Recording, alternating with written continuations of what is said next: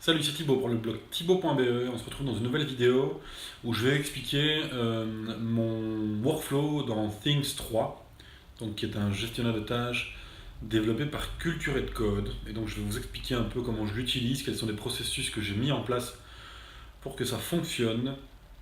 Et on découvre ça tout de suite. Donc, comme je vous disais, on va découvrir ensemble l'application Things, mais avant, je vais vous contextualiser un petit peu ce que c'est. Donc l'application Things est un gestionnaire de tâches qui est développé par Culture et Code, qui existe sur l'App Store depuis au moins 2009. Je pense que depuis que l'iPhone existe, ça existe. Et en fait, c'est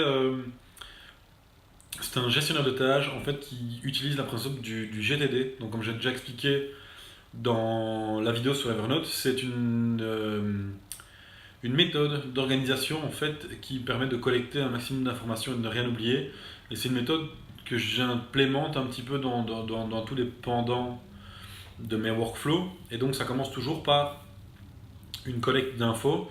Et ensuite, Things permet à ce moment-là de classer dans des domaines, des projets, des mots-clés, etc. Mais ça, je vais vous en parler quand on sera sur l'ordinateur, que vous puissiez voir en même temps que moi. Et en fait, donc, ce qu'il faut savoir, c'est que donc, le principe est le même, c'est que donc, c'est le principe de base de la GTD, donc de la méthode Get Things Down. Et le principe, c'est de collecter un maximum et de traiter après. De cette manière, en fait, vous utilisez vraiment votre gestionnaire de tâches ou autre comme une pancine complète, ce qui permet réellement de se vider l'esprit, de tout décharger dans cette inbox, et à ce moment-là, c'est à vous à la traiter une ou plusieurs fois par jour. Je ne fais pas plus long pour la partie théorique, on se retrouve directement sur le Mac pour que vous puissiez vous rendre compte de ce qu'est Things et de la façon dont je l'utilise. Donc voilà, on se retrouve sur le Mac, on va découvrir l'interface de Things. Donc au niveau de l'interface, on n'est pas sur quelque chose d'innovant, on reprend un design qui est assez classique pour une application Mac, et tant mieux. On va se retrouver avec une application qui a deux zones d'information. Donc la première qui est la barre latérale où vous allez retrouver les différents raccourcis liés au temps, vos domaines et vos projets qui sont liés avec ce petit affichage qui permet de voir l'évolution des projets en cours. Et ici, la grande zone que vous voyez ici, qui est la zone d'information. Donc si vous cliquez par exemple sur un domaine, vous allez avoir les différents projets et les tâches qui sont là. La première zone que vous retrouvez ici en haut de la liste, donc c'est la zone à classer, donc c'est la inbox ou boîte de réception ou la zone à classer. Et donc c'est là en fait que toutes vos tâches vont arriver. Donc c'est vraiment le principe de base, c'est qu'on va collecter, tout se retrouve là. Et donc pour ajouter une tâche dans cette boîte à classer, vous avez deux solutions. La première, simplement, soit vous cliquez sur le bouton plus, soit vous faites un commande N, et à ce moment-là, vous vous retrouvez à créer une nouvelle tâche. Voilà. Soit vous avez la possibilité aussi de créer un raccourci clavier. Donc moi, par exemple, j'ai utilisé le commande majuscule T pour Things ou Task. Et là, il vous ouvre une boîte de dialogue rapide où vous pouvez ajouter une tâche très rapidement. En cliquant sur Enter, elle va se retrouver dans la zone à classer. Une fois que cette tâche est là, c'est là que commence le processus d'utilisation. Et donc là, par exemple, vous allez pouvoir définir en double-cliquant sur la tâche, ajouter une note. Vous pouvez ajouter une checklist par tâche, ce que je fais pas. J'ai tendance que s'il y a une liste de pointage, je vais transformer cette tâche en projet, plus facile pour le suivi. Vous pouvez mettre une date d'échéance, un mot-clé ou une date d'exécution.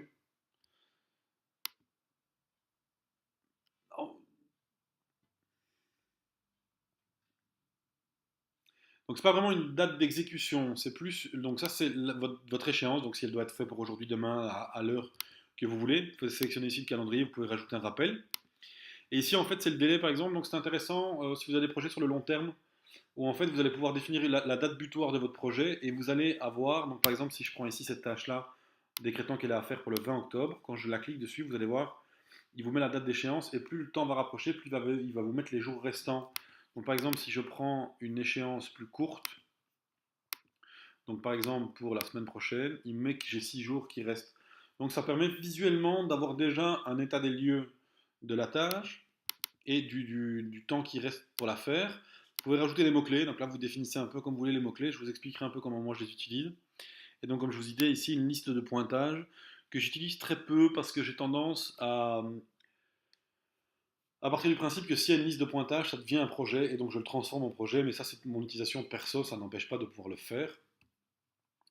Et donc ici, imaginons que cette tâche est à faire pour lundi, et donc c'est une tâche que je dois faire sur l'iPhone, donc c'est un mot-clé que je vais utiliser, et c'est une tâche pour mon blog par exemple.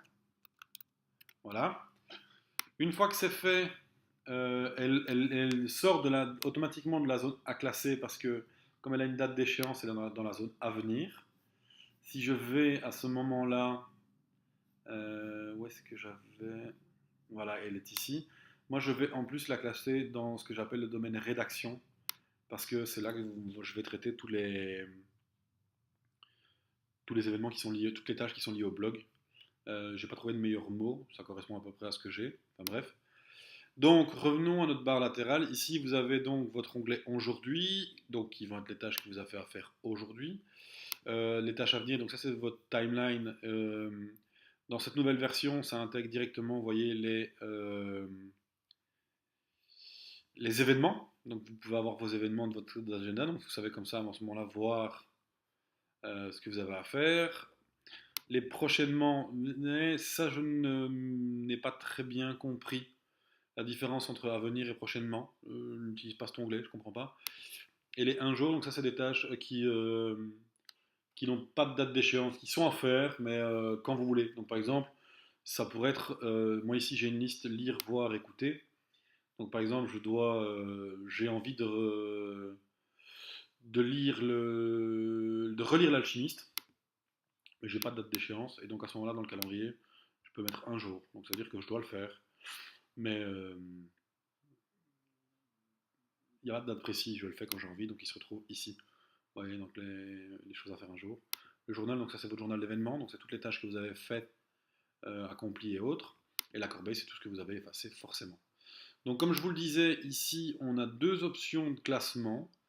Donc on a par exemple un domaine, donc ça va être pour moi l'équivalent d'une catégorie, plus ou moins, ce qui permet de rassembler les tâches que vous avez à faire. Et la deuxième option, c'est par exemple si vous avez des projets. Donc, un projet, ben, c'est un groupement de tâches, entre guillemets. C'est pas un bon exemple parce que c'est une liste d'articles que j'ai à écrire, enfin bref. Mais je vais vous montrer donc la création d'un projet. Donc par exemple, si on peut transformer, donc convertir ici en projet. Bon là vous voyez que ça change de mise en page. Hop, test projet. Ici vous pouvez ajouter une note, simplement pour définir un peu quel est l'objectif principal de votre projet. Et alors ce que j'aime beaucoup dans Things 3, c'est que vous allez pouvoir ajouter des intertitres. Ce qui va permettre en fait de classer, donc de diviser le projet pour avoir une meilleure visibilité. Et ensuite, mais si vous rajoutez des tâches, hop, hop, hop, hop, voilà, vous pouvez à ce moment-là les organiser. Donc ça veut dire que par exemple, si on prend ici un projet, voilà, hop, du bureau, donc du bureau du boulot, je sais que voilà, pour le réseau, j'ai des choses à faire, pour le mobilier, j'ai des choses à faire. Et donc ça permet d'avoir visuellement une structure un peu dans ce projet, donc c'est assez intéressant. Je trouve que Things fait bien les choses à ce niveau-là. Et au niveau de l'interface, c'est très agréable.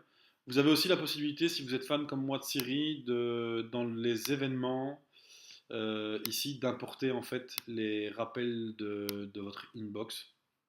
Donc, par exemple, si j'ajoute un rappel à la voix avec Siri, il va automatiquement se retrouver dans la zone à classer. Donc, par exemple, je peux vous montrer. Donc ici, si je mets dans la inbox test import par exemple, ok. Si je vais dans à classer, voilà, vous voyez, il apparaît ici. Donc ça veut dire que je l'importe dans la boîte à classer et donc je peux démarrer mon processus de classement dans Things. Ça permet en fait de pouvoir utiliser la watch, l'Apple Watch, pour dicter toute une série de rappels au quotidien, la journée. Rappelle-moi ci, rappelle-moi ça, rappelle-moi machin, rappelle-moi ça. Hop, tout arrive dans la classé. Ce qui est à faire directement, je les coche. Bam, bam, bam, bam, bam. Le principe de la GTD, c'est que si vous avez une tâche dans votre inbox qui met moins de 2 minutes, faites-le tout de suite. Donc ça, c'est ce que je fais. Et ensuite, ben, voilà, donc ça va être un domaine et et ou un projet selon, un mot-clé, une échéance s'il y a besoin, etc. Donc c'est vraiment un principe assez simple de gestion de tâches qui fonctionne bien.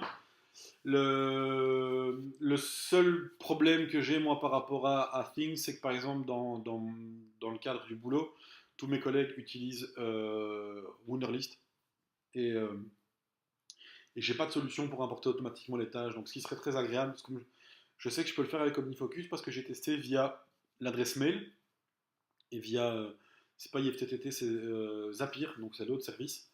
Ici, je peux pas le faire, donc je sais que tous les matins, je vais ouvrir ma liste de tâches Wunderlist et je vais faire ce que j'appelle un transfert manuel, c'est-à-dire que dans mon domaine pro, je vais recopier mes tâches, comme ça je n'utilise qu'un seul gestionnaire de tâches et je classe, etc. Donc ça, c'est un peu le défaut que j'ai reproché à Things.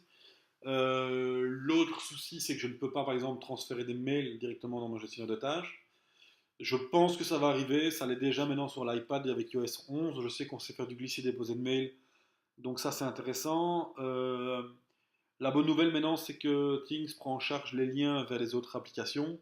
Donc par exemple, je sais directement ajouter une tâche liée à une note Evernote ou à une note Ulysse, j'ai vu les exemples. Et donc en cliquant sur ce lien, ça m'ouvre directement l'article ou la note liée. Donc ça c'est assez agréable. L'autre avantage de Things, c'est comme c'est une application macOS iOS dédiée, pas dédiée, c'est pas une... Ouais, si, c'est ça, une application macOS, enfin macOS iOS, depuis toujours, et donc ils sont très très bien au courant de l'intégration, donc c'est-à-dire que c'est hyper intégré. Donc vous allez avoir tout au long de votre navigation dans macOS ou dans iOS la possibilité de rajouter rapidement via les boutons partagés des applications dans Things. Je pense que c'est pas le seul, mais je trouve que cette intégration est assez poussée.